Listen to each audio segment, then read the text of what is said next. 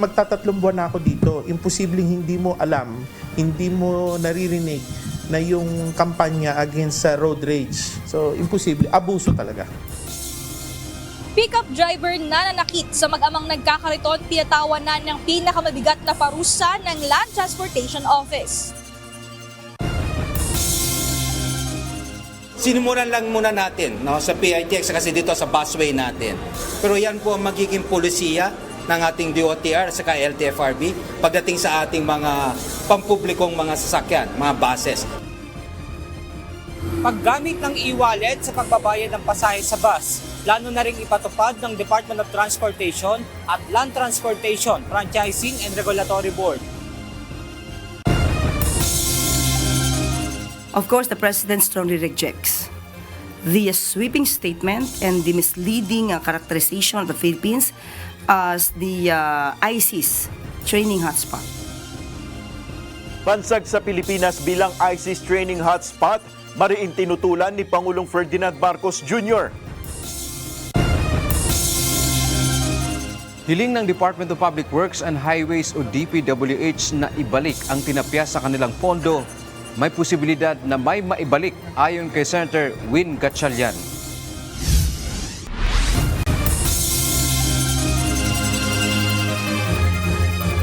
Magandang hapon Pilipinas at sa buong mundo.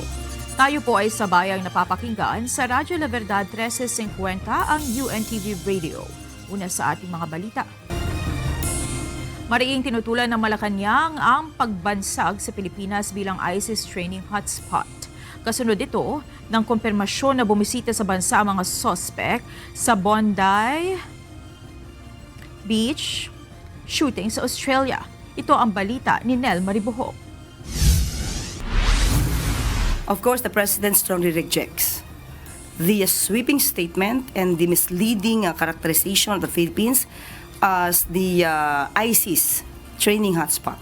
Hindi katanggap-tanggap para kay Pangulong Ferdinand Marcos Jr. ang taguring ibinigay ngayon ng ilang foreign media sa Pilipinas bilang umano'y ISIS training spot. Sa pahayag ng National Security Council o NSC na binasa ni Palace Press Officer Undersecretary Claire Castro, walang kumpirmadong ulat na ang mga suspect sa Bondi Beach shooting sa Australia ay nag-training sa bansa. Sa kabila ito ng pahayag ng Bureau of Immigration na nanggaling sa bansa ang mag-amang Sajid at Navid Akram noong November 1 hanggang 28, 2025. Currently, there is no validated report or confirmation that the individuals involved in the Bondi Beach incident received any form of training in the Philippines. Dagdag pa ng NSC, mula pa noong mangyari ang 2019 Marawi Siege, malaki na ang nabawas sa kakayahan ng ISIS-affiliated groups sa bansa dahil sa pinaigting na mga operasyon laban sa kanila. Since the 2017 Marawi Siege, Philippine security forces have significantly degraded ISIS-affiliated groups in the country. Both United Nations and the U.S. government assessments indicate that these groups now operate in a fragmented and diminished capacity. Hindi naman naniniwala ang Armed Forces of the Philippines na nakapagsanay sa bansa ang mga suspect. Totoo yun, nakarating sila dito sa Pilipinas. From Manila, pumunta sila sa Davao City. So yun lang po ang alam natin ngayon at pinag-aaralan pa ho natin, ini-investigate natin further kung ano yung mga pinuntahan nila ng mga lugar, kung sino yung mga kinausap. But let me just point out that training cannot be acquired in just 30 days if you would like, especially if you are to undergo marksmanship, no? And basically based from open source, nabanggit din nila, these two suspects, one of them, the old one, is actually a gun club member. So if you're a gun club member, I don't think you need training because you know how to use the gun. Sa kabila nito, iniutos ni Pangulong Marcos Jr. sa mga kinaukulang ahensya na manatiling mapagmatyag upang mapanatili ang kapayapaan sa bansa. The President orders the Anti-Terrorism Council and member agencies to remain vigilant in preventing any terrorist activity within Philippine territory and to continuously enhance coordination with international partners to safeguard national security. Nel Maribuho, UNTV News and Rescue, Diyos ang aming sandigan, serbisyo publiko ang aming pinahalagahan. Patuloy nang humihina at halos wala nang kakayahang maglunsad ng malaking pag-atake ang mga local terrorist groups sa bansa. Ayon sa tagapagsalita ng Armed Forces of the Philippines, indikasyon nito ang pagbuti ng seguridad at turismo lalo na sa Bangsamoro. Ito ang balita ni Ryan Lacanlale. Local terrorist groups or LTGs manpower has steadily declined from 1,257 members in 2016 to just 50 in 2025. Wala nang kakayahan ang mga local terrorist group sa bansa na mag-recruit at magsagawa ng malaking pag-atake ayon sa Armed Forces of the Philippines. Mula 2016 hanggang sa kasalukuyan, tuloy-tuloy ang pagbagsak ng iba't ibang teroristang grupo. Nasa 28 high-value individuals ang na-neutralize sa pamamagitan ng mga operasyon at engkwentro. Kabilang dito ang 10 amir o pinuno ng mga terorista. Ilan sa mga napatay mula sa Magid Group, Maute, Abu Sayyaf, Dawla Islamiyah Maute, BIFF, Dawla Islamiyah Hasan Group at iba pa. Sa ngayon, nasa 50 na lamang ang mga miyembro ng LTG sa bansa. Therefore, there is no training capability or large-scale attacks. There have been no recorded terrorist training activities, recruitment efforts, or large-scale attacks by domestic LTGs since 2016. This underscores the erosion of their operational capacity and the effectiveness of sustained security monitoring. Kabilang sa mga nasawi sina Muhammad Jafar Magid ng Magid Group, Abdullah Romato Maute at Abu Dar ng Maute Group, Isnilon Hapilon ng Abu Sayyaf, pinakahuli si Muhammad Usman Sulaiman ng Dawla Islamiyah Hasan Group na nasawi noong December 5 ngayong taon. Dahil sa pagkawala ng mga pangunahing leader, nagkaroon ng leadership vacuum sa mga natitirang grupo. Dahil dito, humina ang kanilang command structure. Nabawasan ang kakayahang magplano at magsagawa ng pag-atake at nagkaroon lamang sila ng limitadong kakayahang muling magtipon. The remaining groups are fragmented.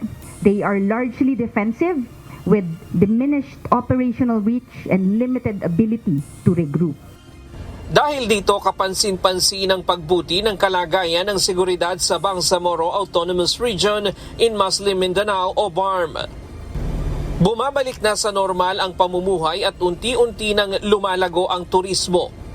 Simula 2016, wala nang naitalang terrorism training activities, malawakang recruitment o malawakang pag-atake na isinagawa. Ang Marawi Siege noong 2016 ang pinakahuling malaking terrorism attack sa Mindanao. Basilan is now free of Abu Sayyaf Group or ASG presence, while Holo, Sulu, and other areas are experiencing renewed economic activity and tourism, reflecting increased public confidence and normalized daily life. For our overall assessment, terrorism threat levels in several areas of Western and Central Mindanao have shifted from high to low. Muli namang binigyang diin ng AFP na wala silang nakikitang indikasyon sa sinasabi ng foreign media na nag-training sa bansa ang 2 suspect sa Vanday Beach shooting incident sa Australia. Aminado ang sandataang lakas na mayroong negatibong epekto ang mga maling ulat sa turismo sa bansa, lalo na sa Mindanao. Ryan Lacanlale, UNTV News and Rescue. Diyos ang aming sandigan, serbisyo publiko ang aming pinahahalagahan. Binatikos ng Department of Tourism ang tinawag nitong hindi tama at mapanlinlang na paglalarawan ng ilang international media sa Pilipinas kasunod ng ulat na bumiyahe sa bansa ang mga sospek sa Bondi Beach shooting bago ang insidente. Ikinatwiran ng DOT na hindi nito sinasalamin ang tunay na kalagayan ng Pilipinas bilang isang ligtas at minamahal na destinasyon ng milyong-milyong turista sa buong mundo. Binigyan diin ng ahensya na kilala ang bansa sa magkakaibang destinasyon, mayabang kultura at likas na mainit na pagtanggap ng mga Pilipino. Muling tiniyak ng DOT na nananatiling ligtas, masigla at bukas ang Pilipinas sa pagtanggap ng mga bisita mula sa iba't ibang panig ng mundo. Ngayong usong-uso na ang online transactions, Makikipagsabayan na ang EDSA busway matapos ilunsad kanina ang cashless payment sa mga bus. Ito ang balita ni Benedict Samson. Sinimulan lang muna natin sa PITX kasi dito sa busway natin. Pero yan po ang magiging polisiya ng ating DOTR sa LTFRB pagdating sa ating mga pampublikong mga sasakyan, mga buses. No cash, no problem. Dahil simula ngayong araw, maaari nang magamit ang inyong mga e-wallet sa pagbabayad ng pasahe sa mga bus na bumabiyahe sa EDSA Carousel. Kanina, inilunsad ng Department of Transportation katuwang ang pribadong sektor ang cashless payment sa bus. Madali lang itong gamitin. I-scan lang ang QR code na hawak ng konduktor ng bus para makapagbayad ng pamasahe. Sapagkat wala po yung sinasabi nating convenience fee o transaction fee dito. Lahat po tayo allergic doon. Yung convenience fee, transaction fee, sabi natin ang pamasahe, 10 piso, magugulat na lang tayo. May karagdagang piso, 2 piso. So ito po, kung ano po yung binabayad natin, pag nagbayad tayo ng through cash payment, ito rin po ang maasahan natin. At ito naman po ang aming tinitiyak kapag nagbayad kayo through cashless payment. Para sa mga commuter na sina Armida Dugay at Rolando Ariola, malaking kaalwanan sa kanila ang paggamit ng ganitong payment system. Mas madali yung process ng send money transaction kahit nasa malayo. Kasi yung iba naman kasi walang cash kasi sobrang dami ng tao. Minsan kasi nagkakadukutan. So mas convenient pag nasa GCash yung process nila. O GCash gagamitin. Since po kasi sa panahon natin ngayon, convenient na siya masyado. Tapos halos lahat naman ng mga tao may mobile phone na lang gamit. Mas madali.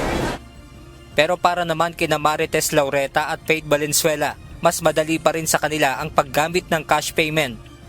Okay din naman pero hindi siya, kumbaga parang hindi pa advisable sa atin since yung data is hindi pa talaga tayo, kumbaga wala naman free data all the way sa Pinas pa. So siguro pag naibigay na maging okay na GCash lahat, I mean yung data ng Pinas is stable na talaga, free data po pwede siguro yung GCash. For me po, maganda naman po siya kasi parang mas safe po kahit papaano. Pero since most of the time po, yung mga estudyante po na tulad namin na wala pa pong access sa GCash, is nahihirapan pa rin po kami kahit papaano na makakain. Ayon kay Transportation Acting Secretary Giovanni Lopez, may tuturing na ring modernisasyon sa transportasyon ang paggamit ng cashless payment. Ito pong cashless payment ay isang malaking pamamaraan upang sa ganon, masasabi natin na indeed, the travel of our commuters is now more convenient. No? Makikita natin yung mga queue lines, maiiwasan po natin. And hindi lang po pag-modernize ng mga infrastructure natin ang kailangan. Hindi lang po pag-modernize ng ating mga pampublikong sasakyan ang kailangan. Higit sa lahat, ang pag-modernize ng sinasabi nating public service o passenger overall experience.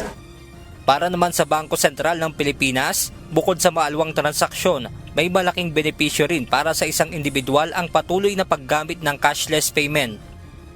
For the commuters, importante that they use their digital payments kasi with the frequent use of payments, mas maaari silang maka-access ng other digital financial services like savings, credit, insurance, and investments. Kaya pinopromote talaga namin yung digital payments for convenience and for the quality of life of the people. Tiniyak naman ng G-Exchange o ang kumpanyang nagpapatakbo ng GCash na secured at iwas hacking ang ganitong uri ng sistema. Sa GCash, we invest a lot on building our security and top of the line po ito, ginagamit namin so hindi po siya na-hack. Benedict Samson, UNTV News and Rescue. Diyos ang aming sandigan, serbisyo publiko ang aming pinahahalagahan. Asahan na ang mas matinding traffic sa EDSA dahil bago matapos ang taon ay sisimula na muli ng Department of Public Works and Highways o DPWH ang planong rehabilitasyon sa nasabing major highway sa Metro Manila. Ang nasabing EDSA rehab ay naantala na dapat sana ay noong Nobyembre pa. Ito ang balita ni Jed Narasina. So December 24, 11 p.m.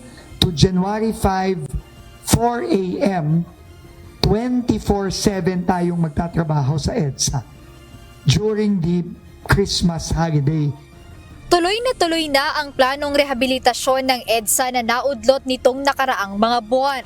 Ito ang inanunsyo ngayong araw ng Department of Public Works and Highways o DPWH. Ayon kay Secretary Vince Dizon, sisimulan na nila ito kasabay ng holiday break o pag-uwi ng karamihan sa kani-kanilang mga probinsya, kung saan simula alas 11 ng gabi ng December 24 hanggang January 5, 2026, uumpisahan na aniya ang lahat ng reblocking works, maging ang pag-aaspalto sa EDSA busway.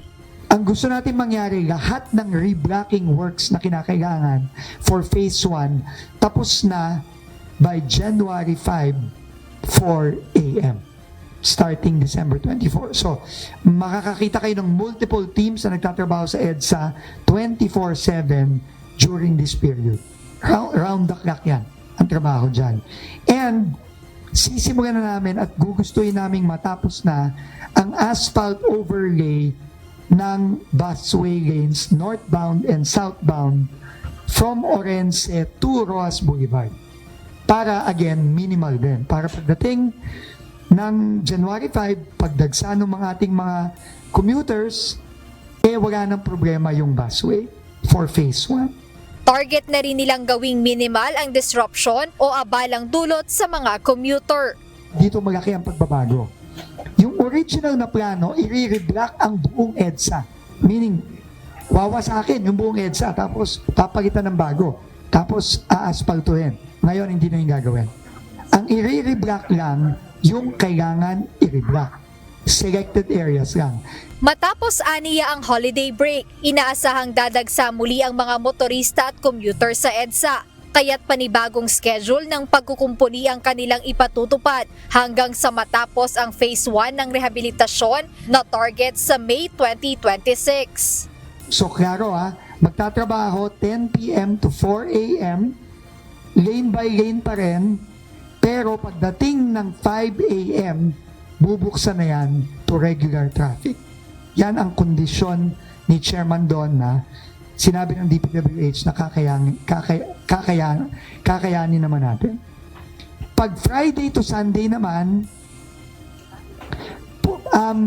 magkakaroon tayo ng ganun pa rin working hours, pero imbes na asphalt overlay lang, pwede ding mag-reblock kung may kinakailangan i-reblock. Bukod dito, binigyang diin ng DPWH na mula sa 17 billion pesos na unang budget proposal para sa EDSA Rehab, ngayon ay napababa na nila ito sa 6 na bilyong piso na lamang. Kung ang naunang plano para sa rehabilitasyon ng EDSA ay aabot ng 2 taon, sa bagong streamline plan, target itong matapos sa loob lamang ng 8 buwan, kung saan ang unang phase o ang unang 4 na buwan ay target masimulan dito sa EDSA Rojas Boulevard hanggang sa EDSA Orense. Habang ang susunod na 4 na buwan ay para sa natitirang bahagi ng EDSA. Kaugnay nito, ibinida rin ni Secretary Dizon na gagamit sila ng new asphalt technology na mas matibay kumpara sa tradisyonal na ginagamit. Samantala nilinaw ng Metropolitan Manila Development Authority o MMDA na hindi na itutuloy ang odd-even scheme sa bagong EDSA Rehabilitation Plan. Sa previous, dati naghahanap tayo ng scheme regarding number coding or kung anumang coding. This time, walang pagbabago sa number coding scheme dahil nga ang pagsasara lang ng karsada will happen December 24 to January 5, which is sa experience namin, sa datos namin, kakaunti talaga ang sasakyan sa buong Metro Manila. Maybe because siguro 70% ng population ng Metro Manila ay either nasa abroad or nasa probinsya. So we'll take advantage of that. Jed Neresina, UNTV News and Rescue. Diyos ang aming sandigan, serbisyo publiko ang aming pinahahalagahan. Dumaan sa tamang proseso ang ipinasang 2026 budget ng Kamara. Ito ang binigyan diin ng liderato ng Kamara sa gitna ng aligasyong tumaas ang umano'y insertion sa 26 o 2026 budget ng Department of Public Works and Highways o DPWH sa distrito ng House Speaker at ng House Appropriations Panel Chairperson. Ito ang balita ni Rosalie Cos. As far as the HGAP is concerned, we've done the process out in the open. Like everything that we did during the committee deliberation was televised, was live streamed. The result of the HGAP was actually the result of the collective wisdom and the eventual approval of the House as to the amount of each of the line items presented under the NEP. Hindi insertions kundi amendments o pag-amyenda sa 2026 National Expenditure Program na isinumite ng Executive Branch sa Kongreso ang nasa 2026 House General Appropriations Bill o ipinasang pambansang pondo para sa susunod na taon ng Kamara.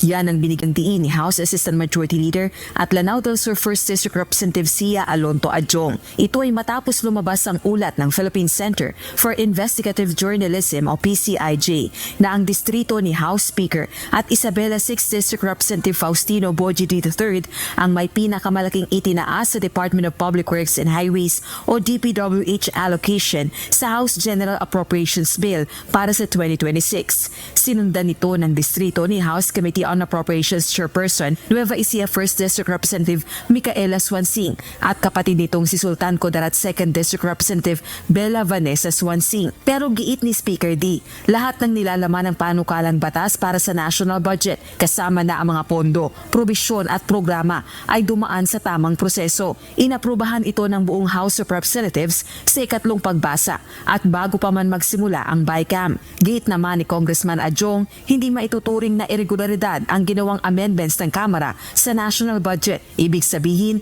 legal ito at naaayon sa proseso. I think what the House has approved as a final version of the HGAP has done and went through the process and collectively approved by the House of Representatives. Wala pong na-violate na proseso, wala pong na-shortcut na mga procedure o protocols para po doon sa final version na i-aproba ng House of Representatives. Maging sina Navotas City Representative Toby Chanco na nabanggit sa PCIJ report, itinanggi ang paratang na budget insertion para sa infrastructure projects sa kanyang distrito. Anya, correction ng DPWH ang 748 million pesos na pondo para sa Navotas City at hindi congressional insertion. Pero maliwanag na ang 748 million ay hindi po insertion. Hindi din po yun dagdag. Yun ay halaga na binalik lang sa distrito ng Navotas dahil yun ay nararapat para sa amin distrito. Na hindi ako nag-insert at hindi nadagdagan ang budget ng distrito ng Navotas. Kung may ibinalik lang, pero kulang pa rin ang binalik. Sa kabila nito, pagsasapubliko ng listahan ng mga proyekto per congressional district ang panawagan pa rin ni Congressman Chanco, gayon din ang mga ine-endorso ng mga party list. Nito rin ang stand ni House Deputy Minority Leader at ACT Teachers Party List Representative Antonio Tinio. So, yun ang isa pang bahagi ng budget ng DPWH na hindi fully transparent. No? At ito gusto rin nating malaman, hinahamon natin both yung House at saka yung Senate na officially kilalanin at i-disclose sa publiko ito. Rosalie Cos, UNTV News and Rescue. Diyos ang aming sandigan, serbisyo publiko ang aming pinahahalagahan. Nananatiling mataas ang banta ng money laundering sa Pilipinas matapos matukoy ng Anti-Money Laundering Council na patuloy itong sinasamantala ng mga kriminal na sangkot sa illegal na droga, panloloko at environmental crimes. Sa inilabas ng National Risk Assessment, sinabi ng AMLAC na umuusbong ang mga modus operandi sa pamamagitan ng digital platforms, cryptocurrency, casino junkets at cross-border remittance networks.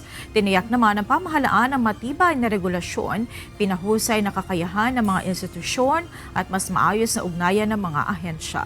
Nananatili rin nakabantay ang AMLAC sa natitirang panganib sa terrorism financing at proliferation financing.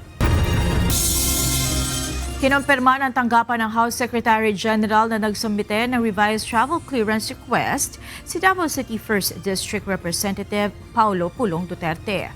Humihiling ang kongresista na payagan siya makabiyahe mula January 3 hanggang January 30, 2026 sa the Netherlands at Australia. Ito ay para makabisita sa amang si dating Pangulong Rodrigo Duterte na kasalukuyang nakadetine sa International Criminal Court o ICC sa The Hague. Gayon din upang bisitahin ang kanyang anak na nag-aaral sa Australia.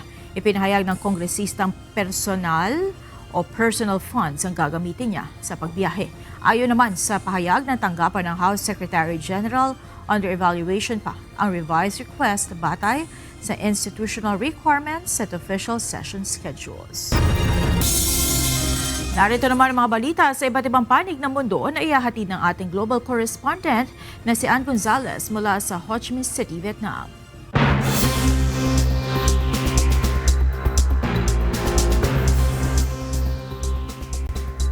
Magandang gabi, Monica.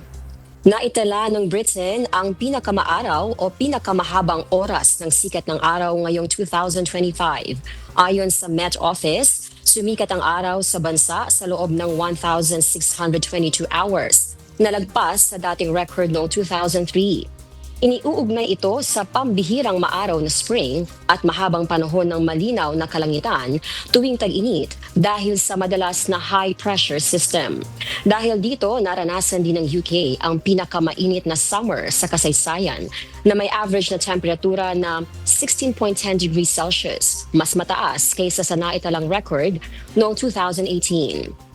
Sinabi ng Met Office na bagamat wala pang malinaw na ebidensya na direktang dulot ng climate change ang paghaba ng oras ng sikat ng araw, patuloy ang babala ng mga siyentipiko sa tumitinding epekto ng global warming sa lagay ng panahon.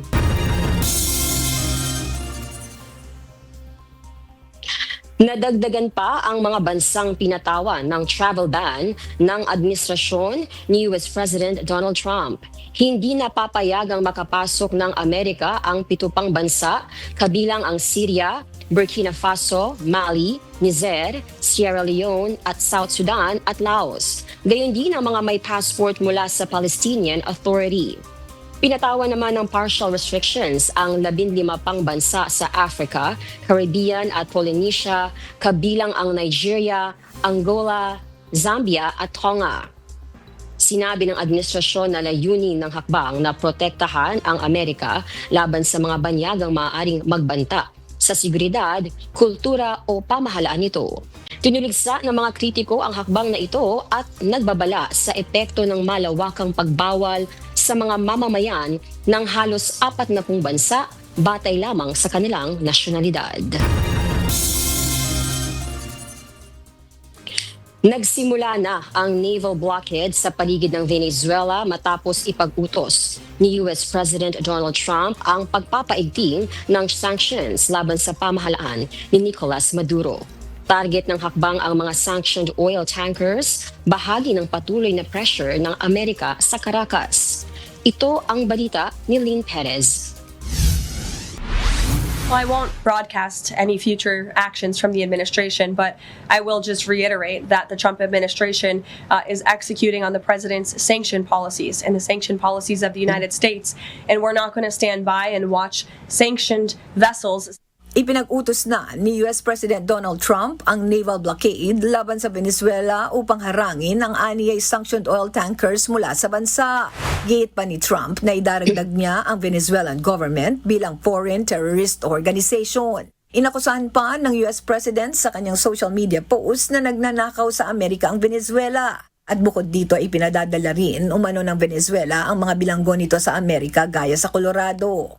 Well, they make our people look like babies. These are some of the most violent criminals anywhere on earth.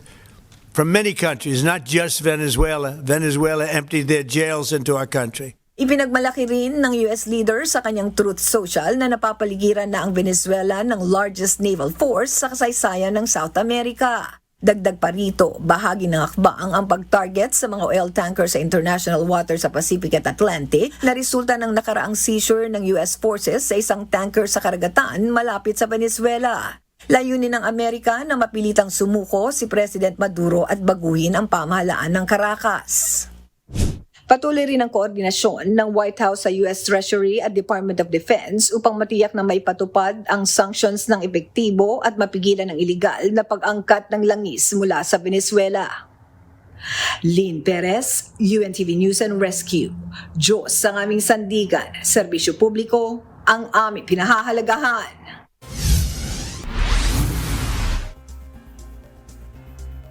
Pinalawak pa ng Federal Bureau of Investigation o FBI ang paghahanap sa suspect sa pamamaril sa Brown University na ikinasawi ng 2 estudyante nitong weekend. Sinuyod ng mga forensic at evidence response team ang paligid ng campus sa Rhode Island habang patuloy na tinutukoy ang pagkakakilanlan ng armadong suspect na tumakas matapos ang pamamaril. Hiniling ng mga otoridad ang tulong ng publiko, lalo na ang may mga CCTV at dashcam, kasabay ng paglabas ng bagong video ng person of interest at pag-alok ng $50,000 na pabuya. Tiniligsa naman ni US President Donald Trump ang universidad dahil sa kakulangan nito ng CCTV sa loob ng campus. At yan ang mga balita mula sa iba't ibang panig ng mundo. Mula rito sa Ho Chi Minh City, Vietnam, ako si Ann Gonzalez. Magandang gabi. Humarap kaninang tanghali sa pagdinig ng Land Transportation Office o LTO ang pickup driver na nag-viral kamakailan matapos manakit na isang lalaki nagkakariton sa Antipolo. Kaugnay nito, agad na nagpasya ang LTO ngayong araw na i-revoke ang lisensya ng nasabing driver. Ito ang balita ni Mia Alonso.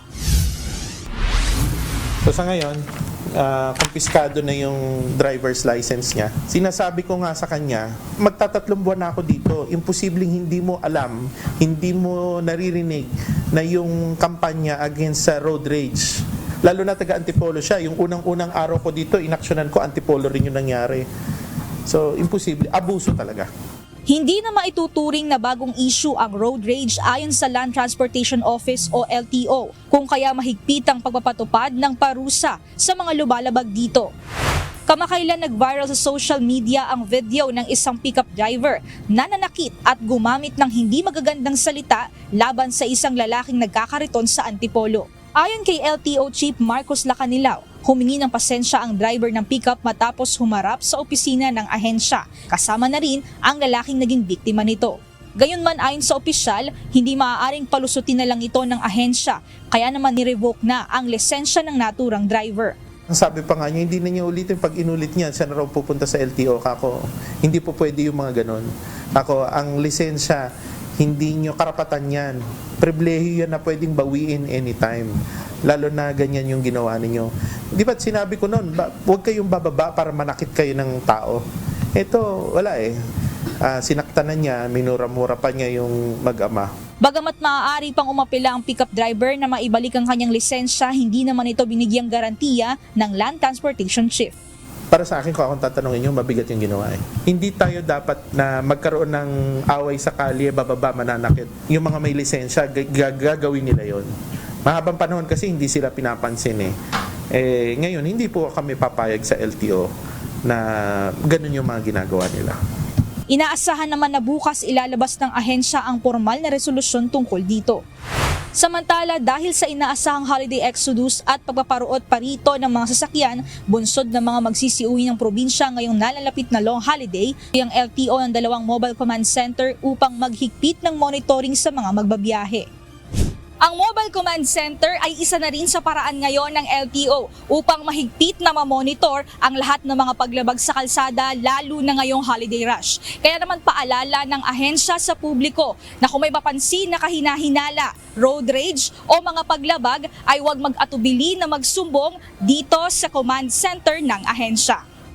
Mas madaling ma-apprehend at saka mas matutulungan natin yung mga law enforcer natin, especially yung PNP, PNP, NBI, lalo na pagka yung araw na yun, nagkaroon ng mga operations, naghahabol tayo sa kalye, na-identify namin yung eksaktong details ng mga yan. Dahil AI-based, kuha namin yung details ng sasakyan.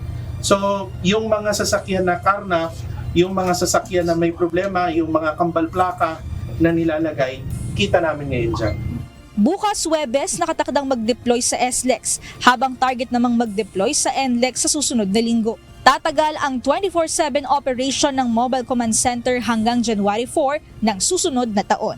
Mia Alonso, UNTV News and Rescue. Diyos ang aming sandigan, serbisyo publiko ang aming pinahahalagahan. Tinayak na National Grid Corporation of the Philippines na matatag ang supply ng kuryente sa buong bansa hanggang matapos ang Desyembre sa kabila ng pagtaas ng konsumo ngayong holiday season. Sinabi ng NGCP na mababa ang posibilidad na magdeklara ng yellow or red alert sa natitirang mga araw ng taon. Gayunman, aminado ang ahensya na maaaring maapektuhan ang supply kung may hindi inaasahang pangyayari, gaya ng bagyo o biglaang pagkasira ng mga planta ng kuryente. Nanawagan ng NGCP sa publiko na maging responsable pa rin sa paggamit ng kuryente upang mapanatili ang sapat at tuloy-tuloy na supply. Walang katotohanan ng mga pahayag na pinadali ng Senado ang pagpapasok na 17.9 billion pesos na discretionary or pork barrel fund sa proposed 2026 national budget.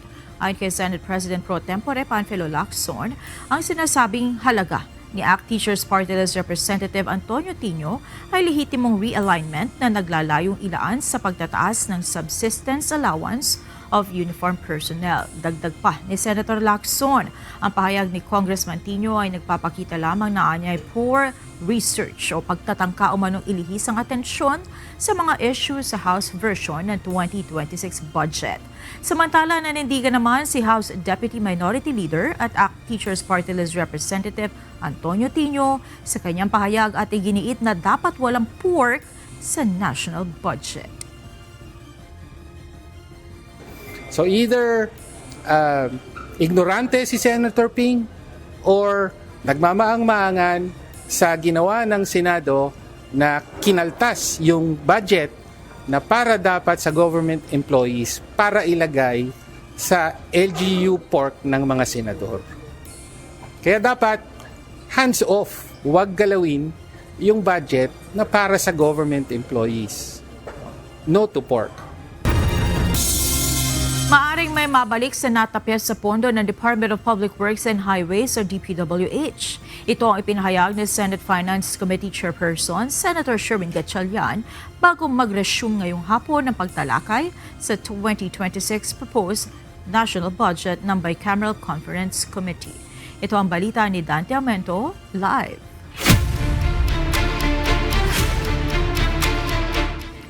Dante, nabanggit ba ni Senator Win kung magkano sa tingin niya ang posibleng maibalik sa binawas sa pondo ng DPWH? Magandang gabi, Monica. Walang nabanggit na eksaktong figure o halaga ang mambabatas kung magkano ang posibleng maibalik sa tinapyas na pondo ng DPWH. Ayon pa kay Senator Win, kinukompute pa kasi nila ang nasabing pondo, Monica. Matapos na maipagpaliban kahapon ang pagdinig ng Bicameral Conference Committee sa panukalang pondo ng Department of Public Works and Highways o DPWH para sa susunod na taon, inaasahan na mapag-uusapan at mapagdidesisyonan ng BICAM ngayong araw, partikular ang hinihiling ng DPWH na maibalik ang natapyas sa kanilang pondo. Ayon kay Senate Committee on Finance Chairperson Senator Sherwin Gatchalian, posibleng may maibalik sa binawas na pondo ng ahensya pero hindi ang buong 45 billion pesos.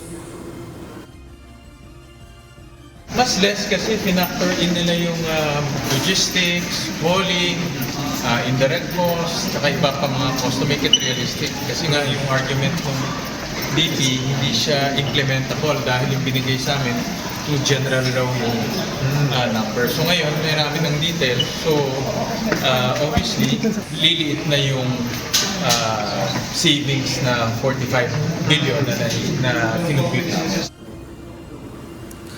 Batay sa National Expenditure Program o NEP, mahigit 881 billion pesos ang hininging pondo ng DPWH. Pagdating sa Kamara, binawasan ito at naging 625 billion pesos na lamang. Lalo pa itong natapyasan sa bersyon ng Senado at naging 571 billion pesos na lamang. Samantala, ipinagpatuloy naman ng BICAM ngayong araw ang pagtalakay sa 6.793 trillion pesos na 2026 proposed national budget. Target din na matapos ngayong araw ng Kamara at Senado ang Bicameral Conference Committee meeting. Inabot na pasado 1:00 kaninang madaling araw ang ikatlong BICAM meeting. 20 ahensya ang lumusot sa BICAM. Sa gitna ng talakayan kagabi, uminit ang ulo ni Senator Loren Legarda. Nainis ang mambabatas kung bakit hindi naisama ng Department of Transportation o DOTR sa loob ng kanilang expenditure program o NEP ang budget para sa Mindanao Railway System. Ito ay matapos itanong ni Cagayan de Oro Representative Rufus Rodriguez kung nasaan ang pondo para sa nasabing proyekto. Nagbuhos ng sama ng loob si Legarda sa mga ahensyang tulad ng Department of Transportation na naghahabol ng request para sa pondo kapag nasa plenary na ng Senado o nasa BICAM na ang budget kung saan maituturing ng insertion ito na ayaw nila sa Senado. That's why ayaw namin ma-insertion sa BICAM. Kasi dapat kung mahalaga yan, nasa NEP na yan. And then they come to a senator during the plenary, isingit nyo to. Alam nyo, pare-pareho naman tayong mga nagtatanong sa ahensya. Yung mga ahensyang yan, sang-ayon ako sa inyo, kailangan. Bakit hindi liligay sa NEP? Hindi naman trabaho ng senador, ng chairman ng finance, sagutin ang ahensya, bakit wala sa NEP? Yun na yung tanong namin, bakit nga wala sa NEP? Mag-isip-isip sila, matuto sila gumawa ng budget nila. Bakit tayo mag-iisip ngayon, ba't wala sa NEP? Thank you for the lecture, Senator Loren. I'm not lecturing.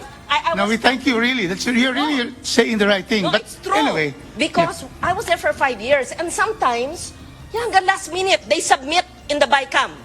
Why should they submit in the BICAM? Pag-isipan nila ang kanilang NEP, National Expenditure Program, the President's Budget. Sabi naman ni Senator Win Gatchalian, hindi natuloy ang mutual agreement para sana sa nasabing proyekto. Naghahanap pa ng bagong funder at hindi humingi ang DOTR ng pondo para sa Mindanao Railway System at wala ito sa kanilang NEP. Monica, 5:15 ngayong hapon ay nag-resume ang pagdinig ng Bicameral Conference Committee dito sa proposed 2026 national budget kung saan unang natalakay dito ang pondo naman ng DOTR. Muli namang uminit itong ulo nga ni Senator Legarda at kasama na si Senator Erwin Tulfo dahil sumulat itong DOTR December 10 kung saan sinasabi nila na gusto nilang maponduhan itong LRT Line 1 Cavite Extension at automated fare collection.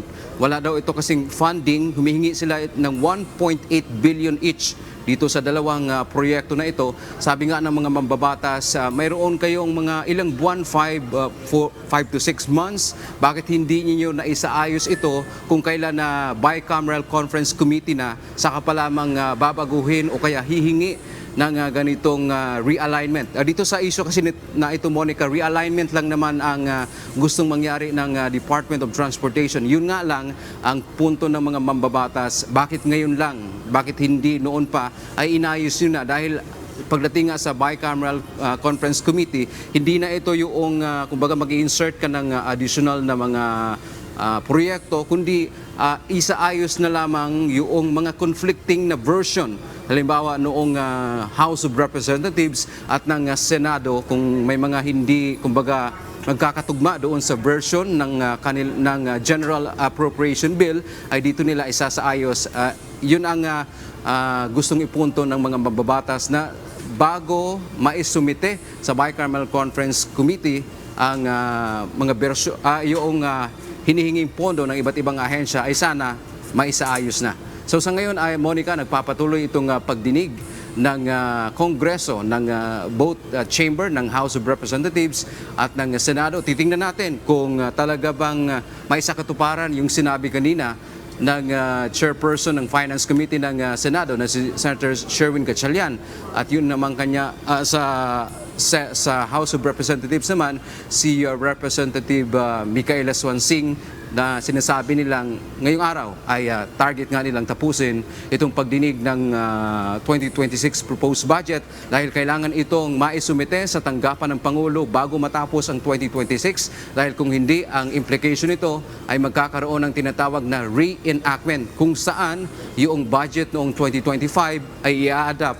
nitong 20th Congress. Kung magkano yung budget noong nakaraang Kongreso, ay yun ang i-adapt dito sa 20th Congress kung bigo na maipasa ng Senado at Kamara ang panukalang pondo para sa taong 2026. Yan ang ating update mula dito sa PICC sa Pasay City.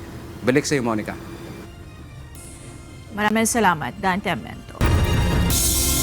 Iginiit ng Malacanang na hindi nais si Pangulong Ferdinand Marcos Jr. na magkaroon ng reenacted budget sa 2026. Ito ay sa gitna na patuloy na deliberasyon ng Bicameral Conference Committee at tinatalakay ang ilang issue tulad ng usapin sa budget ng Department of Public Works and Highways at debate sa pagtanggal sa medical assistance to indigent and financial incapacitated patients o MAI-FIP. Ayon kay Palace Press Officer Undersecretary Claire Castro, may sapat pang panahon para talakayan ng budget. Pero ang nais po talaga ng Pangulo ay hindi magkaroon ng reenacted budget. At hindi pa naman po natatapos ang Disyembre. December 17 pa lang po. At sa tingin po ng Pangulo ay may sapat pang panahon para aralin ito. Maging profesional sa lahat ng pagkakataon. Yan ang paalala ni Pangulong Ferdinand Marcos Jr. sa mga bagong promote na opisyal ng Philippine National Police sa gitna ng ingay at kontrobersya sa politika. Ito ang balita ni Nel Maribuhok. Do not be complacent. Be firm. Be fair. Be decisive while remaining fully respectful to the rights and dignity of every single Filipino. Hinimok ni Pangulong Ferdinand Marcos Jr. ang Philippine National Police o PNP na manatiling maging patas at pairalin palagi ang profesionalismo. Ito ay sa gitna ng mga isyong kinakaharap ng bansa at ingay sa larangan ng politika. Kabilang ito sa naging laman ng talumpati ni Pangulong Marcos sa harap ng mga bagong star rank officers ng Philippine National Police sa Malacanang kanina. Ayon kay Pangulong Marcos Jr., mas nagiging sophisticado at komplikado ang mga kinakaharap na hamon ng bansa. At sa ganito anyang mga pagkakataon ay kinakailangan ng mamamayan ang higit na proteksyon ng mga pulis. We face social divides, political noise, emerging tensions within our communities. At the same time, digital and technological threats now operate across borders and platforms. These threats can trigger disorder, which may escalate beyond physical spaces. Iniutos rin ng Pangulo sa PNP na paigtingin ang pagpapatupad ng seguridad ngayong holiday season, lalo na sa mga lugar na pangkaraniwan ng pinupuntahan ng mga pamilya. As we are in the holiday season, when more people are out in public and families are on the move, this period calls for heightened security and vigilance. So maintain a visible and reassuring presence on our roads, in public spaces, in transport hubs, and in communities where families gather. Paalala pa ni PBBM, ang mas mataas na ranggo ay may kaakibat na mas malawak na kapangyarihan at may mas malaking impluensya sa mga operasyon ng pulisya, sa kapakanan ng kanilang mga tauhan at higit sa lahat sa publiko. Nel Maribuhok, UNTV News and Rescue. Diyos ang aming sandigan, serbisyo publiko ang aming pinahalagahan. Nakipagkita si Senator Ronald Bato de la Rosa sa kanyang abogado na si Attorney Israelito Torion. Sa larawan binahagi ni Attorney Torion, makikita na kausap niya si de la Rosa bagamat hindi na nito inilahad kung saang lugar. Sa kanyang caption, sinabi nito na pinaghahanap ang senador kaya pinag-iingat niya ito. Halos isang buwan nang hindi dumadalo sa mga pagdinig ng Senado si Senator Bato kasunod ng mga ulat na may arrest warrant na siya mula sa ICC. Hindi muna itinuloy ng Land Transportation, Franchising and Regulatory Board o LTFRB ang implementasyon ng surge pricing cap sa mga transport network vehicle service na pasisimulan sana ngayong araw. Ayon sa ahensya, muli rin nilang pag-aaralan kung paano i-regulate ang fare matrix ng mga TNVS upang ibsan ang reklamo ng mga driver at pasahero. Ito ang balita ni Ivan Alvarez. We suspended the implementation of the lowered surge pricing today. So the new target timeline for implementation of the new adjusted surge pricing is on Saturday.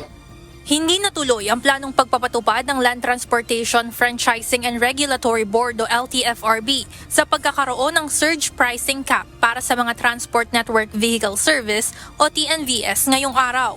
Ang surge pricing ay pagtaas ng pamasahe kapag maraming pasaherong nagbubook habang kakaunti naman ang available na mga sasakyan.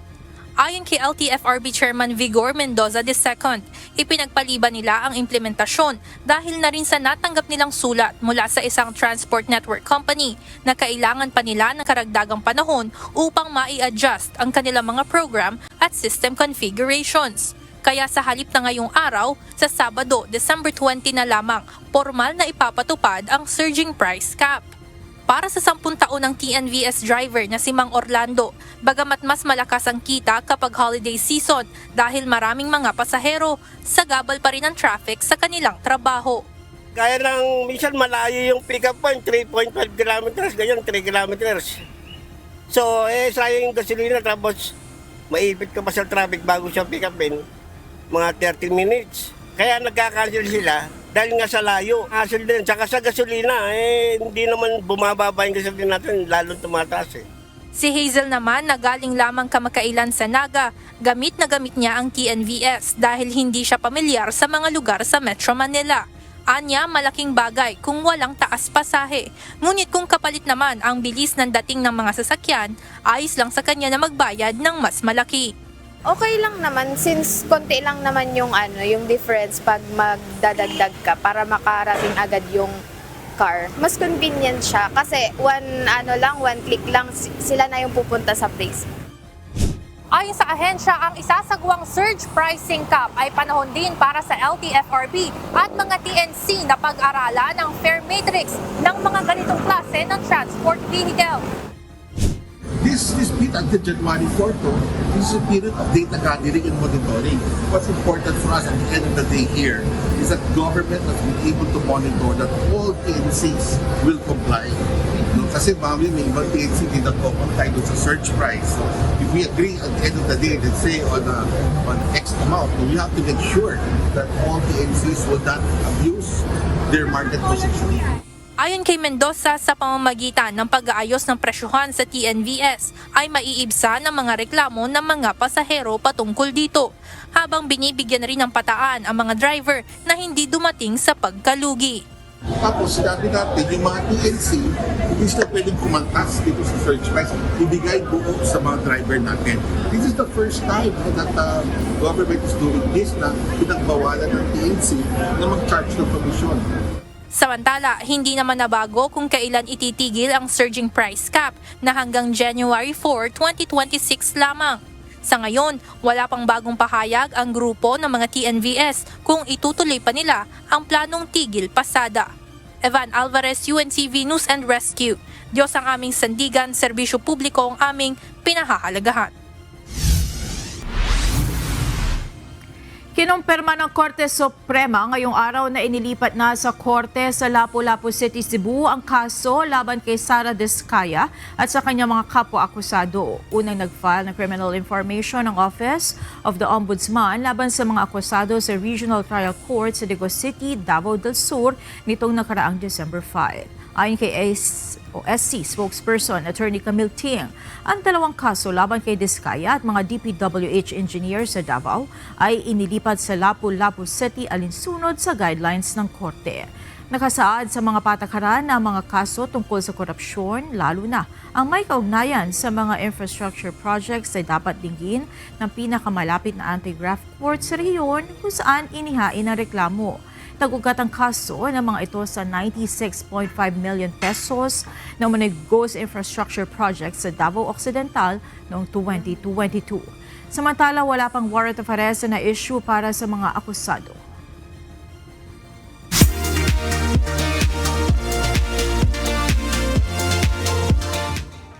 Pasok sa Oscars shortlist sa mga pelikulang Sinners, Wicked for Good at K-pop Demon Hunters base sa inilabas ng Academy of Motion Pictures Arts and Sciences.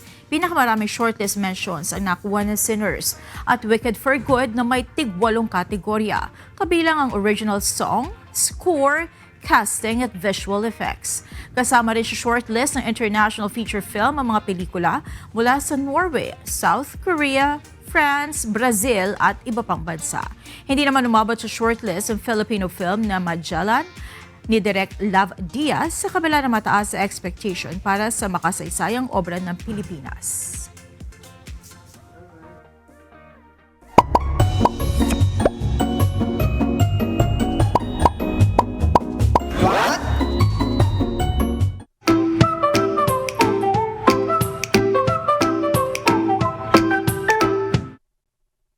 Dagdag kaalaman po, kung ang gatas ay para sa buto at ang carrots naman ay para sa mata, ano naman po kaya ang pagkain ng utak? Napaisip kayo, no? Alamin natin. Ayon sa neuroscientists, literal na tumatakbo ang utak natin sa nutrients, lalo na sa mga bata. Sa unang taon ng buhay, sobrang bilis ng brain development. Kaya kung ano yung kinakain mo ngayon, may epekto yan sa memory, mood at focus mo sa future. Narito ang ilan sa mga pagkain ng ating mga utak. Ang berries, may vitamin C, hindi lang para sa immune system, kundi para sa brain signals at memory. Pwede palitan ng local fruits tulad ng strawberries at duhat. Isa pa, yung kamote. Oo, may vitamin A na importante sa brain development. Mas healthy pa kaysa sa french fries. Isda, bangus, sardinas, tamban, solid yan. May omega-3 na tumutulong sa learning at focus. Isa pa, prunes, mga saging at nuts. May tryptophan, tumutulong sa mood at tulog, which is critical sa brain repair. At isa pa, syempre, ang makukulay na gulay. Kahit ayaw ng bata, mahalaga to. Kung ayaw ng dahon, gawin mong soup, ginisa o halo sa ulam. Sabi ng mga pediatrician, kung sanay ang bata sa healthy food, mas kaunti ang arte nila paglaki. At hindi lang bata, kahit adult, pwede pang palakasin ang utak. Kaya po next time na magluluto ka, tandaan nyo, hindi lang po siya ang pinapakain nyo, pati ang inyong mga utak. Sana may natutuhan kayo at laging tatandaan, mapalad po ang tao na nakakasumpong na karunungan at ang tao na nagtatamo ng kaunawaan.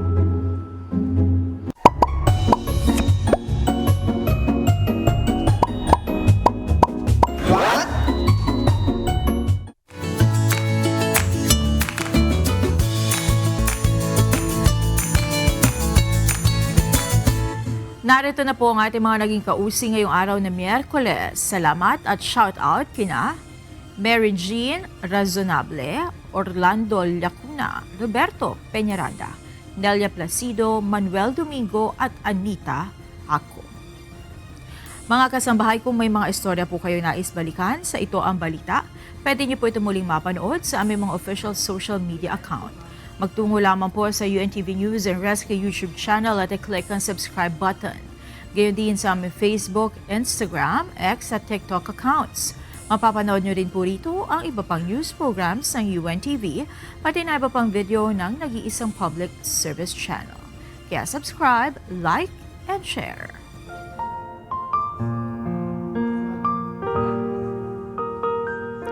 Narito naman ang salita ng Diyos na ating sandigan mula sa aklat ng Roma 8:28 na nagsasabi, at nalalaman natin na ang lahat ng mga bagay ay nagkakalakip na gumagawa sa ikabubuti ng mga nagsisiibig sa Diyos, sa mga tuwid bagay niyaong mga tinawag alinsunod sa kanyang nasa.